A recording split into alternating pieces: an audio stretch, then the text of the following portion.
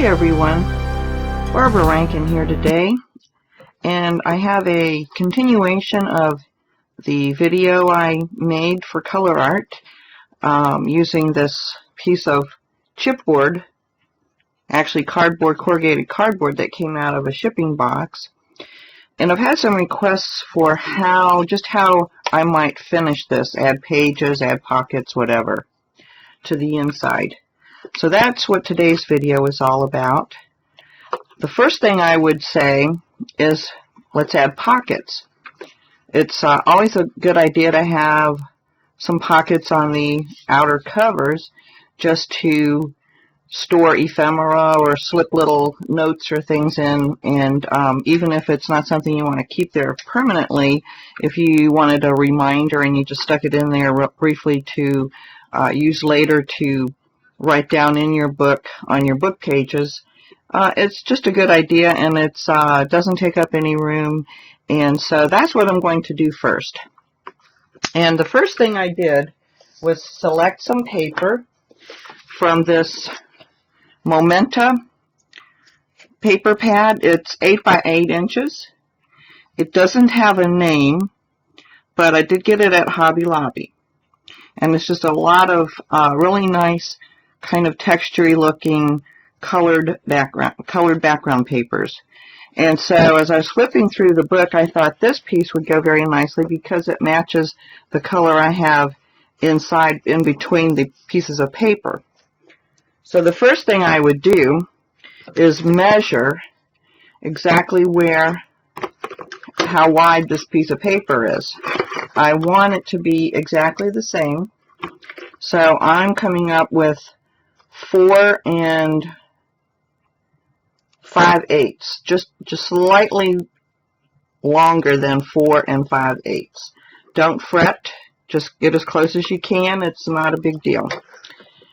And I think this one is probably exactly the same. Yes, it is, 4 5/8. So the first thing I'm going to do is cut my paper to 4 5/8. I think I'll do it like this. I'm pretty sure you can't see that on, and I can't really zoom in any further, but I've got 4 5/8 actually posted on this ruler here, which is quite nice, very handy. So I'm going to trim the strip off at 4 5/8, and now obviously this piece is not going to be necessarily used. I think what I'll do is trim this top edge off where the paper was attached to the pad, and I'm just below 8 inches on the ruler. So if you go at 4, it doesn't. If you go at 4, or you go a little bit less, that's fine. I'm going to go just below 4, and so I have 2 pieces that measure pretty much exact. Doesn't have to be exact. You can even make your pocket, if you wanted to maybe do a diagonal pocket here, you certainly could. If you want to trim a decorative edge with a punch, you certainly could. Okay, for the back side, the one that's going to be, this is the back of the book, as you can see. I'm just going to leave it straight. If you don't want it this tall, you can certainly shorten it and cut it down lower. I'm going to leave it there. And I've got this Martha Stewart punch. This one is called Floral Vine Deep Edger Punch. Any punch will do, of course, and I'm just going to punch the design out. I'm going to center it first. Hopefully that way my design will be centered. And that's about right. I'm looking at these marks here on the punch itself, and I'm just going to punch it. Just move that up so you can, let me move this off here so you can see what I just did. Alright, I'm looking at the lines here on the punch itself. If I get the same amount of lines, I pretty much know that it's centered. And then I'm just going to move it over, line it up. I'm sure you all know how these work. and then again line it up here on this side.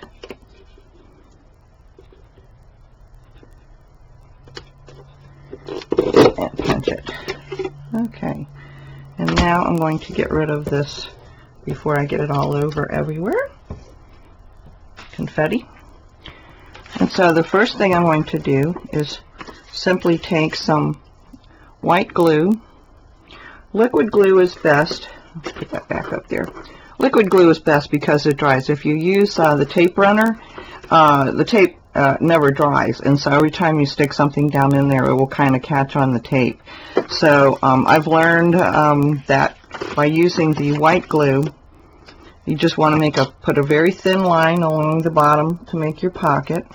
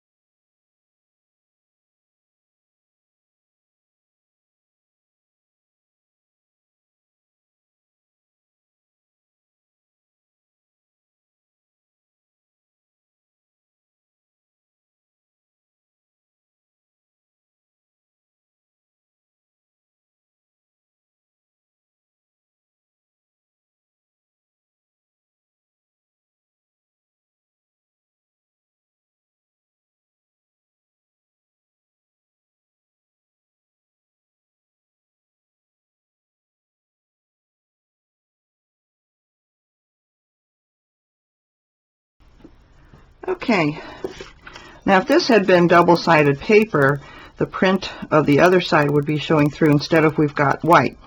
That's okay, unless you don't like it, but I think I'll just add a little bit of distressing ink just because I can, and just kind of distress the edges.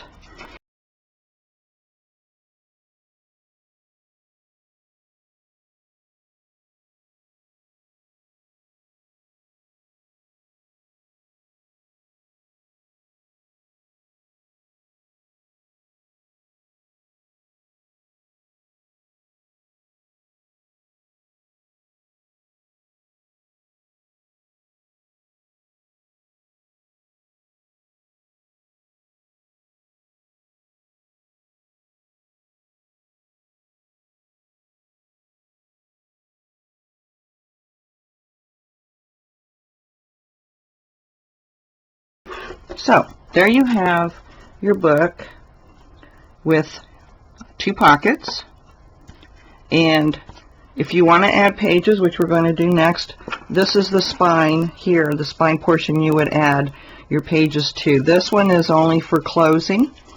This one is actually the spine of the book. Okay?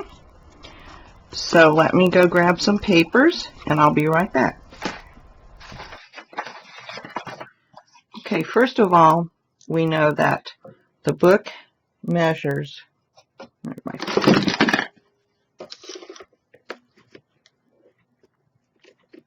almost 7 3/4. So if I make my pages 7 1/2 inches tall, it will leave some of the book edges past the page. So what you do is you take your 8 1/2 by 11 paper, fold it in half, and we'll trim it at the 7 1/2 inch mark because that's the height. The height is not going to change. And then for the inside of the book, I want to measure,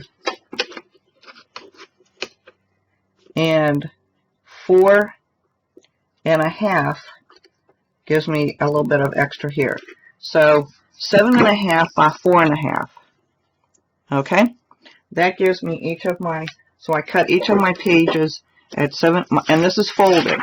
Each of my folded pages will be cut at 7 1/2 by 4 1/2.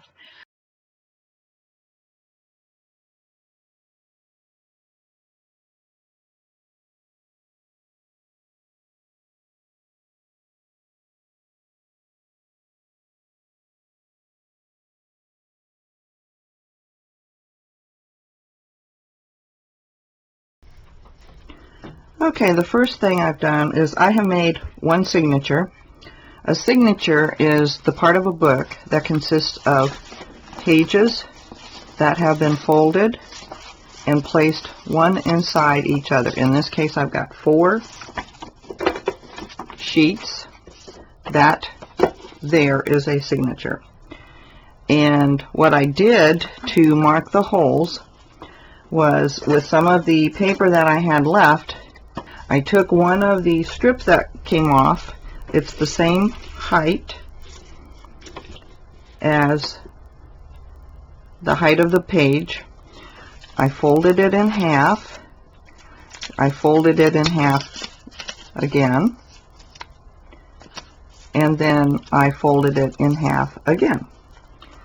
But to get my other marks, I had to fold from, this is still folded, I had to fold from here and then to the center fold, and then from here to the center fold.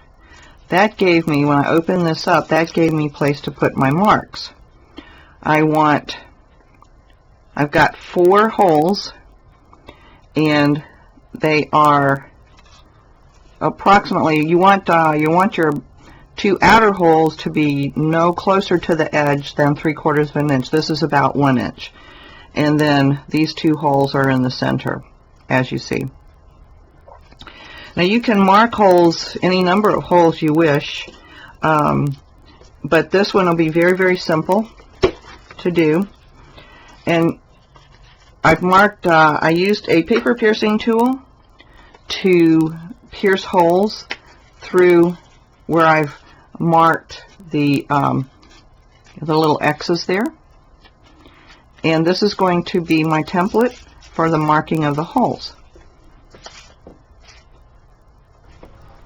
Okay, so let me show you how to use the template that I've made to mark the holes inside my signature. So I open the signature up to the center page, and I insert this and make sure that it's way down in there in the touching the center fold, and with a paper piercer leave it sort of in this V shape and pierce through all your pages in your signature, and continue to do that. And the reason for leaving it in that V shape is so that the paper piercer will actually go through each of the folds and come out inside the fold. I don't know if you can see that. Whereas if you were to lay it flat, it would come on either side. It might come out here or it might come out here, and you want it to be perfectly on each hole. You want to be perfectly centered on the fold, and that way when you insert your signature into your book to sew, the pages won't kind of go wonky. So I will get the book ready and we'll start sewing in the signature. So I now have one signature that consists of 8 pages, and we'll make this a very, very simple book. But let me set the pages aside, and I will return to my template, and I'm going to center this. I can actually trim off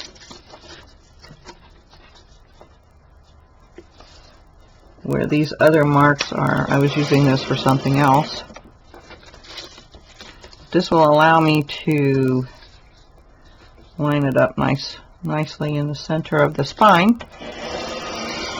Okay. And I'm going to align it right here. And let me get a clip. It's a good idea to clip it and to stabilize it. Make sure it's perfectly centered. Okay. And this time I'm going to use, you could put another clip down here. Let me go get another clip. Okay, I'm going to clip this right here just so it stays nice and tight while I mark these holes. So again, I'm going to mark these holes just as I did. I don't have to bend the book, of course, because it's not, the spine is straight here. So I'm going to start my hole and then go through each of these marks. Oh, that's just getting in my way, so let's do it this way. And just take your time and be careful. Okay.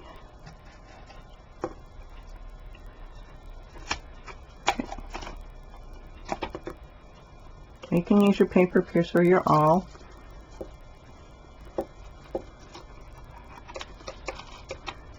This is called a pamphlet stitch we're going to do. You can see my holes that are marked. They've come all the way through. If they don't seem to be big enough, because you do have to get a needle and thread through there, you can go on the outside and kind of help them along.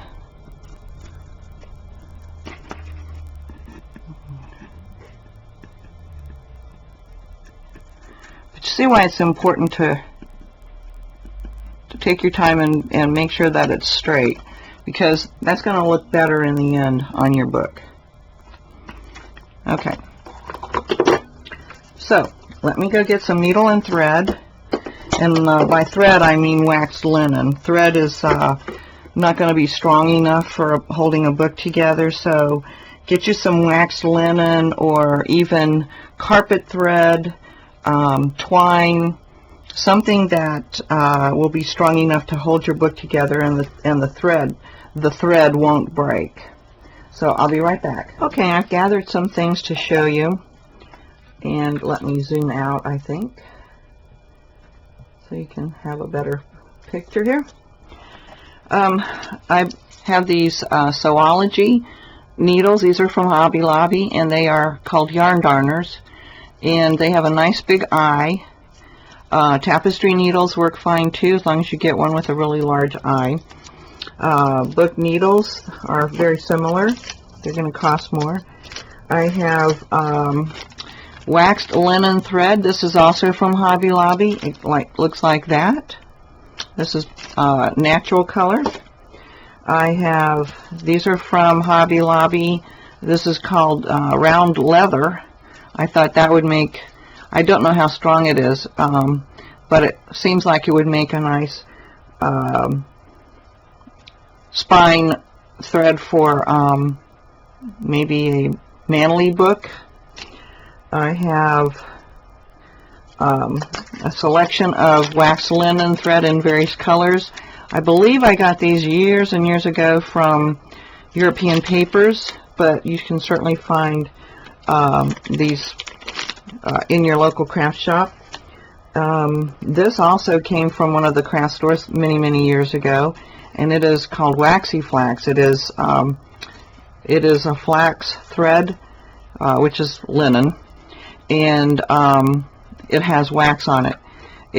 Whenever you wax thread, it gives it an added bit of strength, even if you were just using sewing thread, which I don't recommend for bookbinding, but when you're sewing a button on or something, that's why you usually wax it. So anyway, I think that purple color there looks quite nice. So let me see if I can pull some of this off and give it a try. Now the rule of thumb is usually for this easy pamphlet stitch is about at least twice to 3 times the amount. And because I'm going to add some dangles off of this, which is why I'm going to start the thread process where I'm going to, for this particular book, usually you start in the center. I don't actually have a center hole, although I could. I'm going to choose one of these darning needles that can get my thread through. And alright, there we go. So I'm going to start at the top hole here, and I'm going to clip my pages together again. And what I want to do is line these up, and I'm going to go from the outside of the book. I'm going to do the first hole from the outside, and I want to go through the first hole, top hole, to the inside. Okay? It's a little bit fiddly when you first start out, but as you add thread to it, it gets a little easier. So I'm going to leave about maybe 3 or 4 inches, maybe more. Then I'll go back through the second hole, make sure I go through everything, and then I'll go through the second hole of the book back to the outside.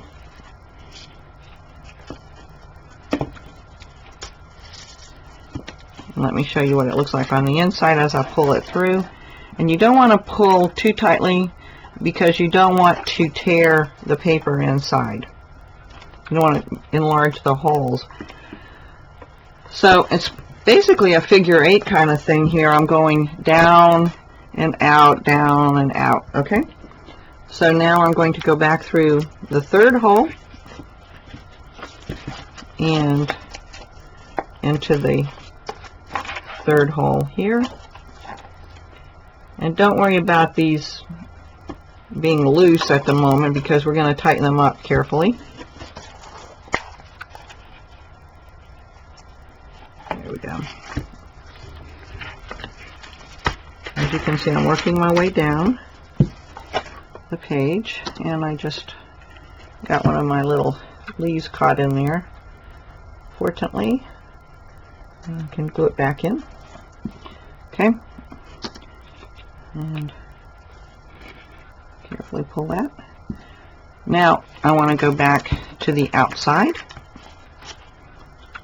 I'll go through that fourth hole,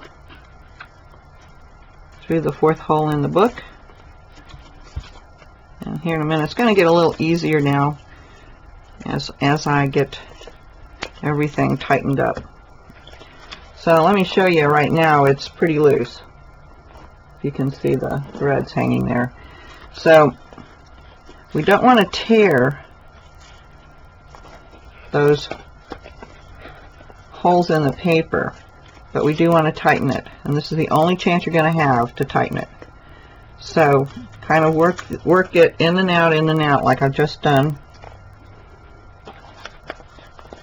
and get it nice and tight. And then now we're going to come back from the outside. We're going to go back into that hole.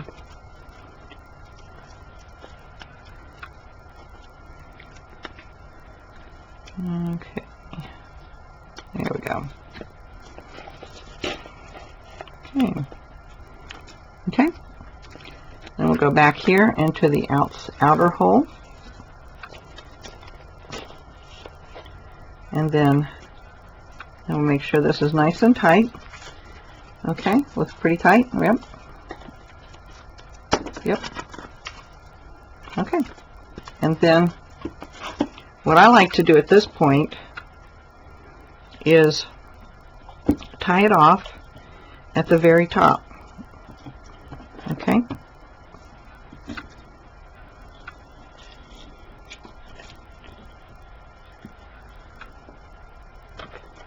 Okay.